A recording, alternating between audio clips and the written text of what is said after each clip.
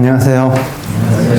예, 오늘은 10현담, 10가지 현묘한 담 이야기 되겠네요. 10현담. 동안 상철, 송대, 송나라 시대, 송나라 12세기 전후에요. 중국 문화가 당송 팔대가 이런 말도 있듯이 당나라하고 송나라 때 아주 꽃피었죠. 당나라는 신라하고 같은 시기고 송나라는 고려시대하고 같은 시기라서 우리나라도 신라 고려 때는 문화가 굉장히 꽃피었었습니다. 잠깐만 보면 동안상철은 구봉 도근의 제자여서 청원하 6세에 해당한다. 족보를 한번 보고 저도 김해 김씨인데 김해 김씨 족보는 잘 못 외우는데 선종 족보는 어느 정도 이렇게 외우고 있어요. 그래서 잠깐만 보면 일단 뭐 초조, 중국 선종의 초조는 달마 스님이랑 다 알죠.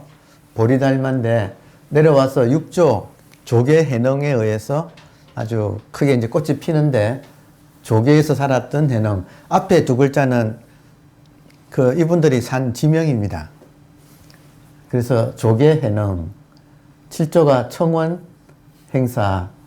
그러니까 큰 조계 해능 밑에 큰 스님이 두 분이 나와서 그 밑에서 오가 칠종이 벌어지는데 청원 행사하고 같은 이제 형제간에 남학회양 이렇게 두 분이 남학회양 밑에서는 우리 한국서는 남학회양 계통이죠. 밑에 마조도일 8조 7조 8조란 말을 안 씁니다. 안 쓰는데 우리가 기억하기 쉽게 숫자를 붙여본다면 7조 남학회양 8조 마조도일 9조 백장회에 10조 황벽 희운 전신법요 선분이죠. 이제 11조가 임재의현. 그래서 임재종, 한국 불교는 임재종이에요. 다시 말하면 지금은 조계종이라고 하지만 뭉뚱그려서 조계종이라고 하지만 더 정확하게는 서산대사나 우리가 알고 있는 서산대사, 사명당 이런 분들은 다 임재종이라고 스스로 그렇게 칭했어요.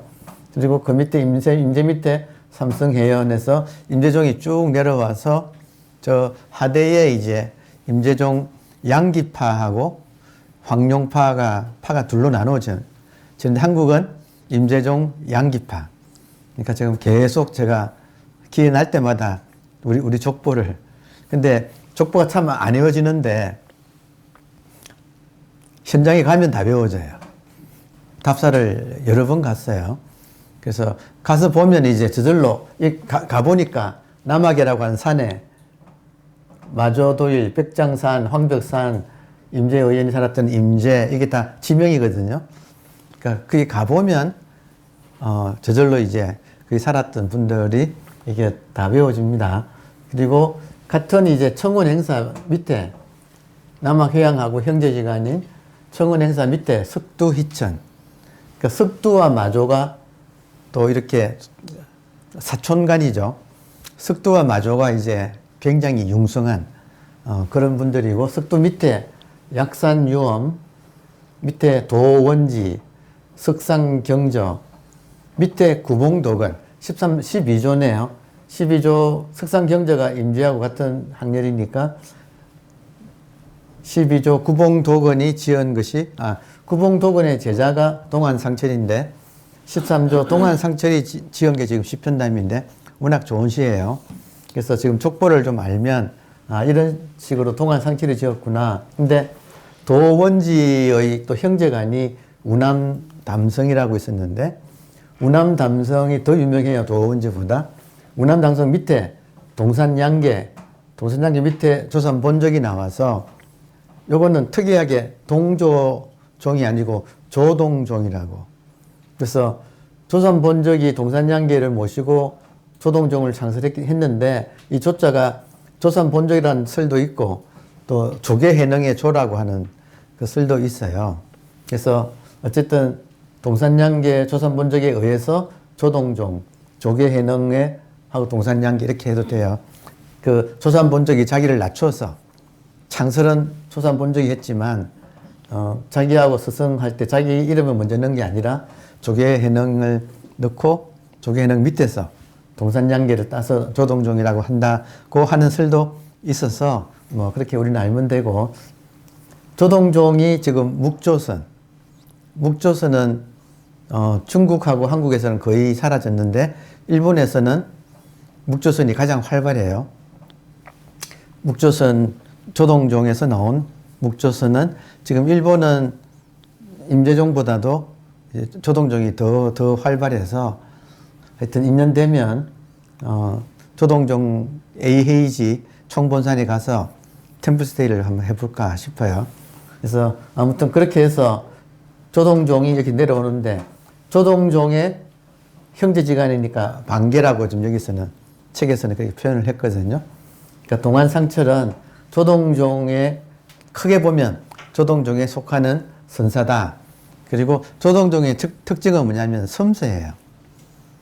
임재는 좀 거칠고 그냥 그 방할 이런 걸 좋아하고, 조동종은 차분히 앉아서 묵조선 하는 분들이라서 굉장히 공부가 아주 섬세하게, 그래서 참 좋은 시를 남겼어요.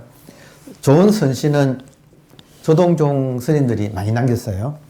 그리고 또 하나가 여기 운암담성, 도원지 운암담성의 도반 중에서 선자덕성이 있어요. 천척이 되는 천척 300m 되는 긴 낚싯줄을 수직으로 들이우니 파동이 하나 일어나면 동심원을 이루어 가지고 수많은 파동이 따라 일어난다. 밤은 야정, 밤은 고요하고 물은 차가워 고기는 물지 않아서 만선공제, 텅 빈 배에 공만 가득, 텅 빈 배에 달빛만 가득 싣고 돌아온다.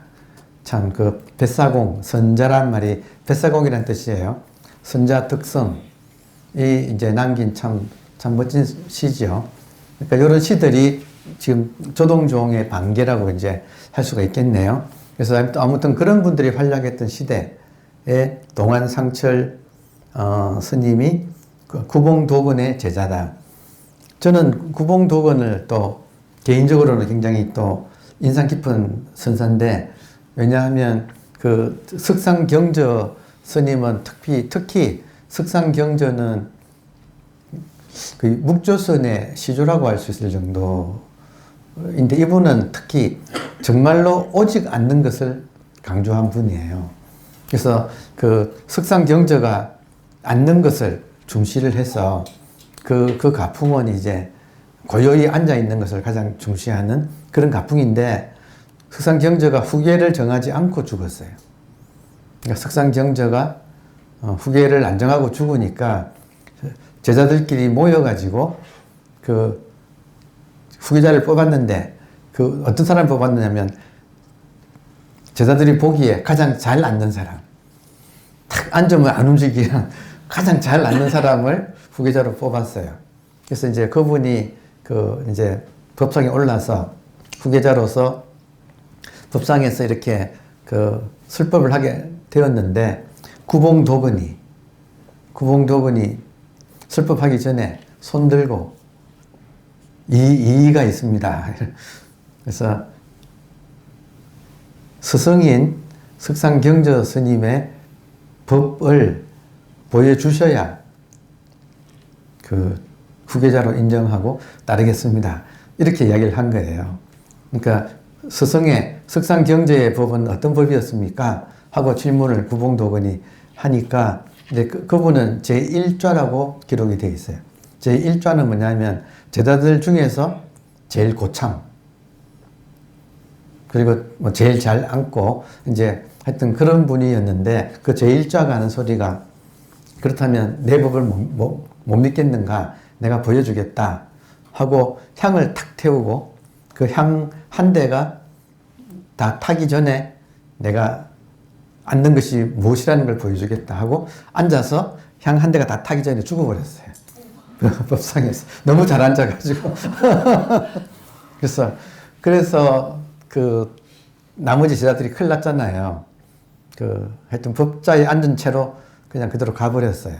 그러니까 구봉도군을 다들 이렇게 지목하면서 너가 큰 스님 이제 후계자가 돌아가있으니까 어떻게 하느냐 하고 이제 야단을 막 치고 그러니까 구봉도군이 일어나서 돌아가신 석상경조의 제자인 제1좌의 등을 툭툭 일으키면서 이런 신통을 보여도 우리 스님의 법에는 발끝만큼도 못 따라갔다. 그러니까 법이라는 것에 법은 안목이거든요. 그러니까 구봉도군이 비록 겉으로는 묵조 같은 앉는 모양을 잘 취해서 가풍을 이루었지만 근데 그 뜻은 깨달음에 있지. 그렇게 모양으로 앉는 것 자체에 있지 않다고 하는 거예요. 그래서 구봉도군이 툴툴 틀고 자리있게 하고 자기를 떠나버렸어요. 그러니까 아주 유명한 에피소드예요. 그러니까 항상 외형으로 남들이 보면 잘 앉아가지고 다들 저 사람은 참 실력이 내공이 깊다 이렇게 생각하는데 그런 게 아니다 이거예요. 그러니까 우리가 공부하는 이 깨달음의 세계는 겉으로 드러난 모양이 아니라 그 사람의 안목이 가장 중요한 거다. 이렇게 말을 할 수 있어요. 근데 그렇게 법을 바로 세운 스승의 법이 엉뚱하게 흘러갈까봐 그런 아주 구봉도군도 착한 사람이에요. 근데 법 앞에서는 이거는 어떻게 할 수가 없는 거지. 법은 법인 거죠. 그래서 하여튼 구봉도군의 제자가 지금 동안상철이 지은 시라서 저도 상당히 기대가 돼요. 그분의 시가 이제 10편담이 남아서 전해옵니다. 10현이라는 말은 10가지 현. 현은 현묘하다. 노자가 현자를 좋아했죠. 현지 우현. 가물고 가물다. 하늘현 따지 그러잖아요. 우리가 하늘현 할 때 하늘이 가물가물한 거를 현이라고 해요. 그럼 10가지 가물가물하다 할 때 가물가물한 거는 뭐겠어요? 지금 살아있는 우리들의 본질이 이게 없다고 할 수도 없고 그렇다고 뭐가 딱 잡힌다고 할 수도 없어서 현이라고 불러요. 그래서 하늘이라고 하늘나라 하늘 이런 말들이 전부 다 통하는 말들. 인간의 본질이 하늘이다 이 말이에요. 그것이 가물가물하다 이거예요. 여러분 하늘이 어디 있어요? 물리적으로도 하늘 저기 있잖아요. 근데 여기는 하늘 아닌가? 여기는 하늘 아닌가? 그러니까 공간 자체가 하늘이다 이거예요. 공간 자체가. 근데 그 공간에 무엇이 가득 차 있는가? 우리의 본질이 가득 차 있다. 그래서 제가 가끔 여러분께 제가 언현동시 이런 말 쓰죠. 언은 숨어있는 거, 현, 가물가물한 거. 그리고 땅은 드러난 거, 하늘과 땅, 언현. 본질과 현상이 동시, 같이 있다. 이 둘이 아니다. 그러니까 이런 표현을 가끔 쓰는데 언현동시라는 표현이 10편담에 나오는 거예요.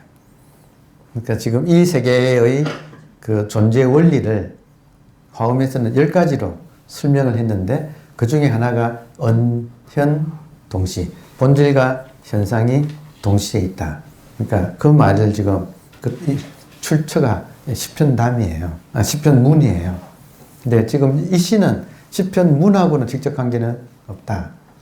여러분 현상에서는 시간의 선후가 있죠. 과거, 현재, 미래가 있죠. 본질은 어떻습니까? 본질에는 있나요? 본질에는 시간의 선후가 있나요? 본질은 언제나 지금 변치 않는 영원한 현재밖에 없죠.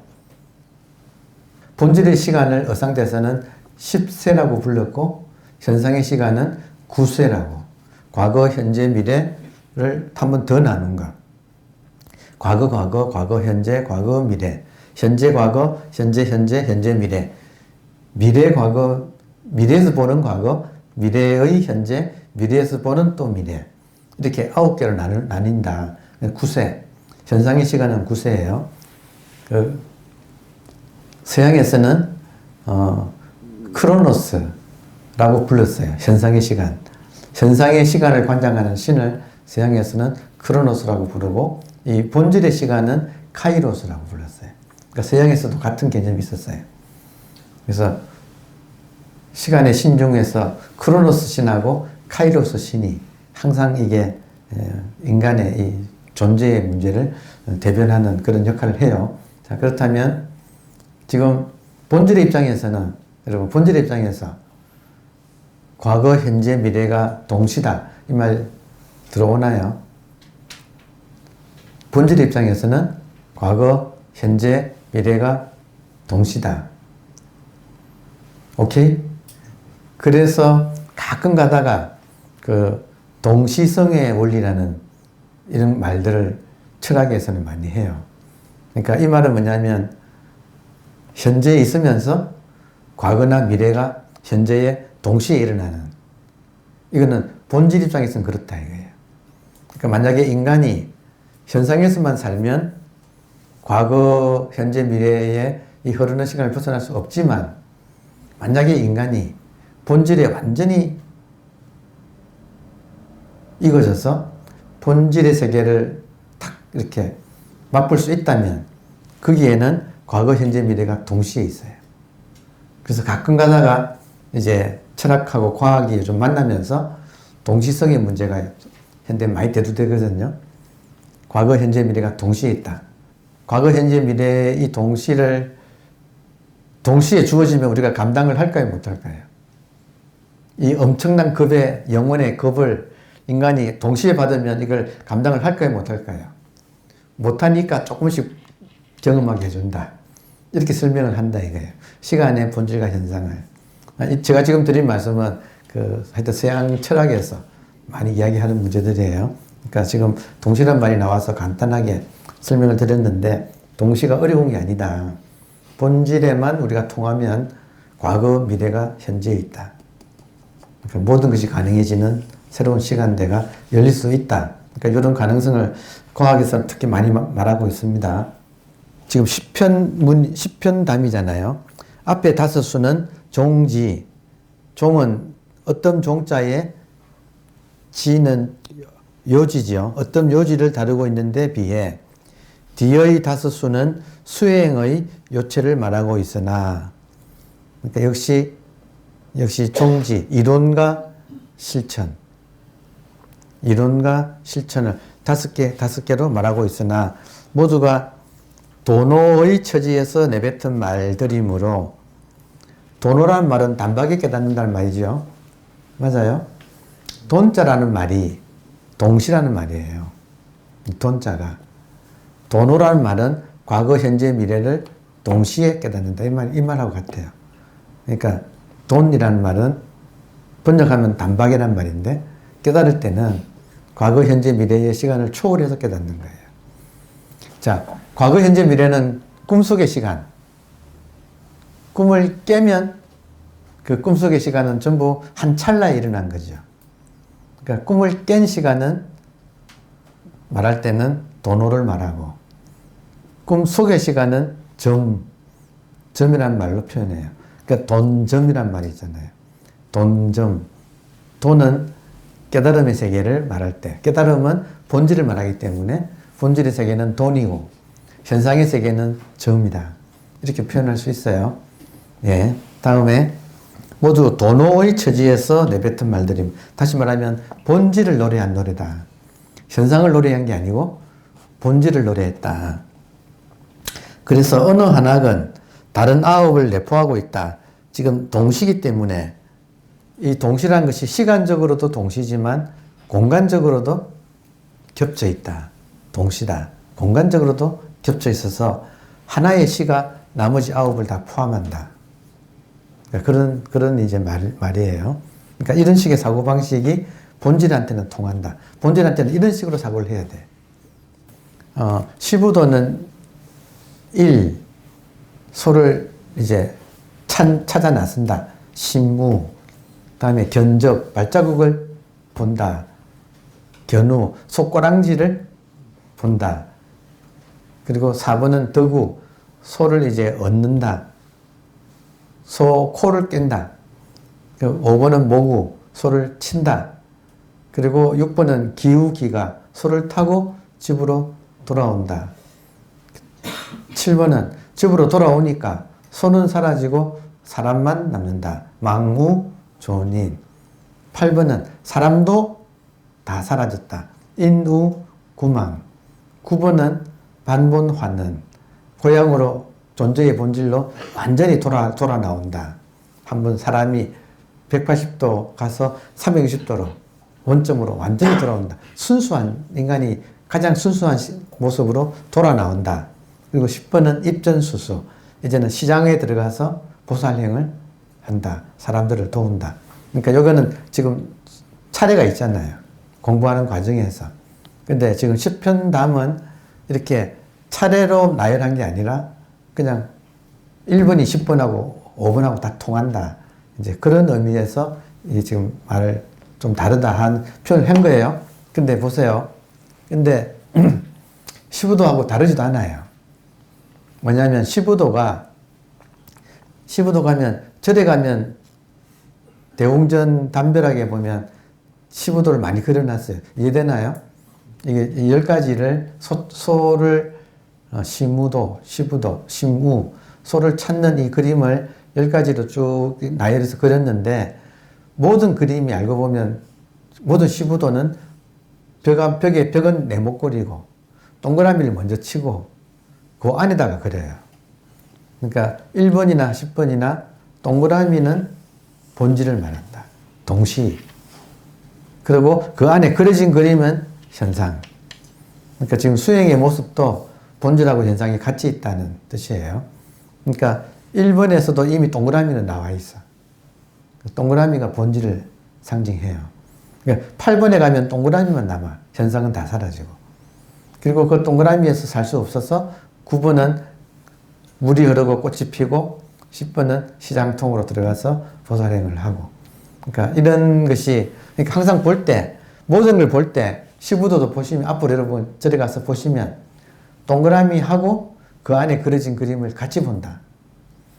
그림의 내용은 변해가지만 동그라미는 같다.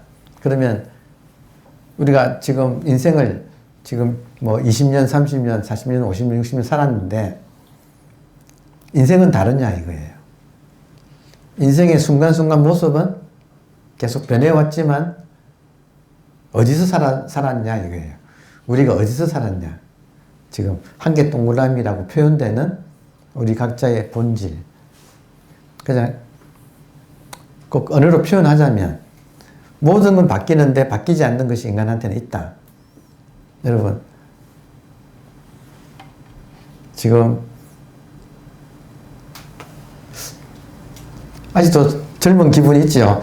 28 청춘. 내 그때의 마음하고 지금 마음하고 뭐 별로 안 변했죠. 네. 안 변하는 게 있다 이거예요. 그러니까 그것을 지금 우리가 말을 놀이를 하고 있다. 1편 들어가기 전에 이제 잠깐 마무리를 하면 10편담 할 때 10가지 현명한 시란 뜻이지요. 그러면 무엇에 대해서 썼는가? 무엇에 대해서 썼는가? 지금 우리가 오매불망하는 님, 만에 한정훈의 언어를 빌린다면 님.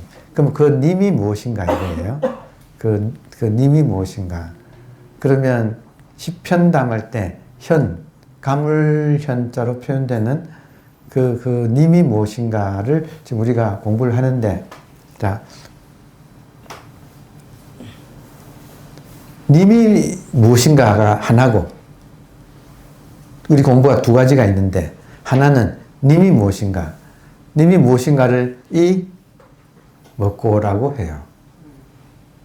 님이 무엇인가를 이 먹고라고 해요. 근데 두 번째 공부는 두 가지가 있어요. 항상 수레바퀴는 두 가지. 그 두 개가 크기가 같아야 돼. 그래야 이게 똑바로 가지. 하나는 크고 하나가 작으면 뱅뱅 돌아요. 자, 그러면 하나는 님이 무엇인가고 또 하나는 나와 님을 지금 가로막는 방해하는 것이 있어요. 그러니까 님과의 사랑을 내가 완성하려면 이 방해꾼의 방해를 물리쳐야 돼요. 자, 그러면 하나는 님은 무엇인가가 1번, 두 번째 공부는 방해꾼이 무엇인가예요. 그러니까 이거 정말 중요한 거예요. 그러니까 이목고가 1번이라면 2번은 방해꾼이 무엇인가예요. 그 방해꾼을 보는 게 깨달음이에요, 또. 그러면 이제 우리가 각자가 여러분 지금 님이 내한테 지금 분명합니까? 흔쾌하게 분명합니까? 네. 예라고 하고 싶지만 이해는 하는데 뭔가 마음으로는 끌적지근하지요. 네. 그러면 무엇 때문에 그런가? 이거 아는 것이 굉장히 중요한 거예요. 하나인데 지금 나는 떨어져 있다고 느껴. 그래서 님이 침묵하고 있다고 느껴. 그러면 무엇 때문에 어떤 방해 때문에 나는 지금 님하고 지금 거리가 있듯이 느낄까 하는 요 방해. 이게 중요해요. 여러분 중요해요, 안 중요해요? 내가 병에 들었어. 그러면 병의 원인만 알면 치유가 돼요. 근데 병의 원인이 뭔지를 지금 정확하게 알기가 쉽지 않아요. 그죠? 왜 나는 님하고 지금 사랑을 못하고 있는, 님을 나는 사모하는데 뭔가가 지금 이게 거리가 있어서 좁혀지지가 않아. 맞아요? 그것 때문에 오셨죠, 여기. 하나는 본질이 무엇인가고, 두 번째는 나와 본질 사이에 실제로는 거리가 없는데 나는 있다고 느껴져. 무엇 때문에 그런가? 이거 치유합시다. 감사합니다.